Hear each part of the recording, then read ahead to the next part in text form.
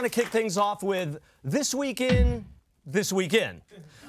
Yes, it's our look at some of the fanatics, fools, morons, and miscreants who caught our attention this week. That's right. First up, This Week In, supporting our troops. Congressional Republicans are attempting to block legislation that will protect members of the military from predatory loans. Because why should our troops be deprived of the chance to fall into crushing debt just like every other American? Yeah. Right. What's going on here? It's like, I know the Republicans like to carry the water for big bank, but now they're throwing the water in the face of soldiers of all people. Yeah. Why? I mean, I don't put anything by John Boehner and his crowd, but I got to tell you, this is a particularly nasty piece of business. Don't want to get into the weeds too much on this, but basically, here's the thing. The Pentagon has been trying for 10 years to stop these predatory loans to military people. Yeah. Right? And they finally get it passed. Congress finally passes it, right? And now the Republicans want to roll it back and delay it a year. It's really despicable, particularly from these people who are always, putting the flag pin on and waving the flag and saying, we support our troops. They are disgusting, terrible people. Can we agree on that? Yeah. Yes. I've never seen anything like it. And this is what they do. They always sneak bills in. It's a national defense bill. It's something that's supposed to authorize defense of the country and defense of soldiers. And then in the fine print, they sneak in this thing about loans. And they do it because they know members of Congress don't read anything. Right? Yeah. And so, but here's the update. The good news is there's good news and the bad news. The good news is it didn't get out of committee. They voted on it, and it was voted down 32 to 30. But it was still that close. There were still 32 people against it. The bad news is it's like one of those zombie bills, kind of like The Walking Dead, and it could come back in 2 weeks when they vote on the whole bill. It's definitely going to come back because they like to pick on, Republicans like to pick on the vulnerable. And soldiers are especially vulnerable. We don't think of them as vulnerable because they're so tough and strong, but they're also poor, they're underpaid, they're overworked. And you're like in Afghanistan somewhere, and then they bring you a laptop and say, hey, wouldn't you like this laptop they dangle in front of you? Wouldn't you like to talk to your kids? All you have to do is sign the paperwork, and they give you a mafia-style interest rate of 300%. 300%. I know dope dealers in my neighborhood that try better interest rates than that, man. Wait. You've got dope dealers who give it to you on credit? That is moving on. Where do you live? I don't know what you're talking about. But let's just strike all that from the record. But no, it's bad. Have you seen it? Yeah, you seen the commercials? Yeah, I've seen the commercials. They're flag waving. They also get the commanders who come in. But here's the thing: this is not just isolated to these banks. The big banks, Citibank, J.P. Morgan, they were all just fined, and they had to do a settlement of over $123 million because they had illegal forfeitures of the mortgages that they were coming after for people who were off in Afghanistan and Iraq. Wow. It's despicable. I mean, for me, it's the height of hypocrisy that you ask people to say, go protect us from ISIS, but don't expect us to protect you from MasterCard or Visa. Yeah. You're right. All right, next up, we have This Week in This Date Rapes for You. Bud Light faced its second PR shitstorm in as many months when it released bottles with labels saying that it was, quote, the perfect beer for removing no from your vocabulary for the night. Yeah, this followed their St. Patrick's Day tweet, which encouraged Bud Light drinkers to pinch people who weren't hashtag up for whatever. At this point, Anheuser-Busch should just own it and change their slogan to Bud Light, the official beer of sexual assault. We're light on calories and even lighter on consent.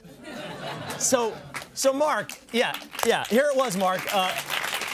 This is bad. Yeah. So over St. Patrick's Day, they put out this little rapey tweet, and they get a little blowback from it. And then now, a month later, they do something 10 times worse. You can't tell me that they don't know that they were doing this. They don't know that they were doing this. You're telling me that? You're telling me what I just said? Don't tell me. I was gonna say, they don't. The problem is we live in a rape culture. And there are a lot of people on college campuses, on everyday situations like on dates, or even like the media who don't know what rape is. They somehow don't understand what consent is. A lot of guys brag about, I'll get her drunk and then I'll do what I want. We have our mind like that. They didn't know any better. Nobody's stupid enough to make a bottle label and put it out as a product that's rapey if you know. You know what I mean? That you're going to get in trouble like this. But I mean, you could say a tweet, oh, some intern did it. But how many people had to look at this to say, approve that label? This was on their product. I would say probably 5,000 people, all of whom had penises. All of them have been, oh, yeah. That's the problem. They don't let, it's the same thing happens when racist shit comes out, right? There's always 5,000 white guys in the room like, oh, it was fine, it looked fine to me, Jim. It's the same thing here. They have 14 men in the corporate executive area there. 14 male executives, 1 female executive. And from what I hear, she's not allowed at certain meetings. She doesn't get on the airplane with them. She's not part of the old boys network. So it doesn't surprise me that a group of men thought this was okay. But Frat boy culture. Here's the thing about Bud Light, though, in a company like Anheuser-Busch. They have to set the bar a little higher because we know that 50% of all sexual assaults involve alcohol. Either the assailant, the victim, or both of them. So don't you think they have to go into it saying, wait a minute, let's be extra careful? You think that people who make beer for a living do research on sexual assault? Maybe not. Yeah. But here's the thing that I do understand. I do understand why their whole theme here is to get the word no out of our vocabulary. Because when you offer somebody a Bud Light, that's the first thing they say. Yeah. That's true. That's true. All right, last one.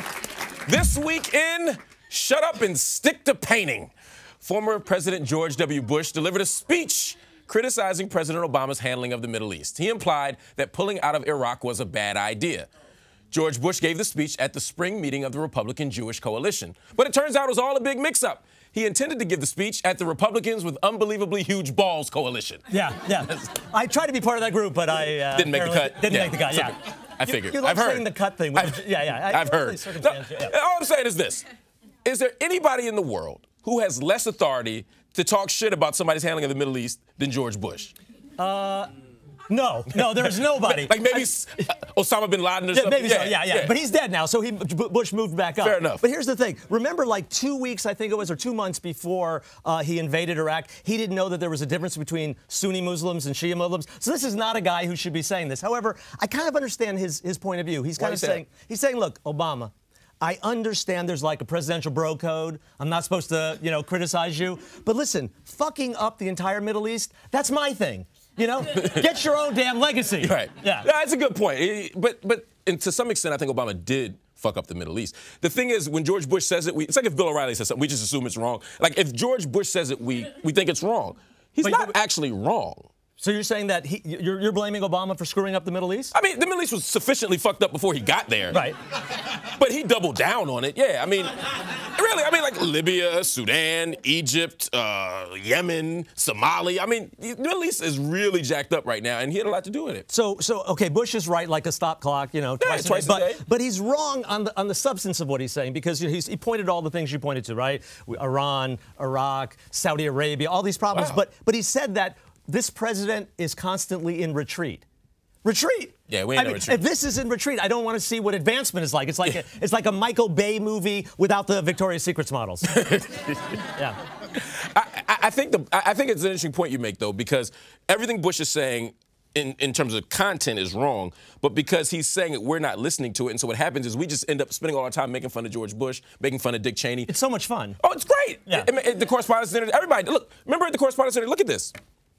A few weeks ago, Dick Cheney says he thinks I'm the worst president of his lifetime. Which is interesting because I think Dick Cheney is the worst president of my lifetime. See what I mean? Yes. Presidential burn. Yeah, no, he burned him. But that's what happens. So you end up spending all day laughing at Dick Cheney and George Bush, which is fun, and losing sight of the fact that the Middle East is still on fire. So he likes this. Obama likes this. Oh, everybody loves when George Bush talks shit about him. Well, here for me is the bottom line. I think if Obama had done what he should have done when he first came into office and held these guys accountable, every time we had to hear a quote from Bush or Cheney, it would be preceded by former Vice President Dick Cheney talking to you from his jail cell at The Hague. It would come in with a little bit more of that. That would have worked out better. Yeah. That would have worked out better. All right. Hey, thanks for watching. Don't forget to subscribe to our channel and click here for more videos. And make sure to catch new episodes Friday at 9 p.m. on HuffingtonPost.com.